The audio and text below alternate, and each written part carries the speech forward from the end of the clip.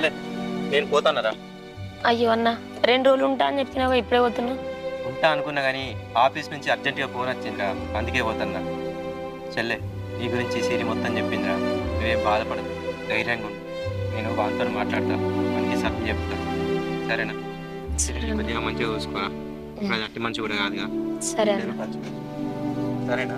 వాడు ఏమన్నా అంటే జరా సర్ది చెప్పు, నువ్వు వాళ్ళతోనే ఇట్లా ఊపుకుంటూ ఉండకు, జర నువ్వన్నా ధైర్యం చెప్పు చెల్లకు, సరేనా? నేను పోయేస్తా చెల్లె. సరే అన్న, మెల్లగో. సరేనా? పోయినాక ఫోన్ చేయండి. లోపలికి బావా ఎటు పోతున్నావు? అరే ఆఫీస్ నుంచి ఫోన్ వచ్చిందిరా, అందుకే పోతాన్నా. అయ్యో చెప్పు కదా ఆఫీస్లో, మరి 2 రోజులు ఉండిపోదు. చెప్పినా కానీ మా సార్ ఇంటలేడు, నేను పోయేస్తా. అరే నీకు ఒక ముచ్చట చెప్తా, తప్పుగా అనుకోకు. చెప్పు బావ. మౌనికను పైసల గురించి లొల్లి ఎత్తారట కదరా మీ అమ్మను.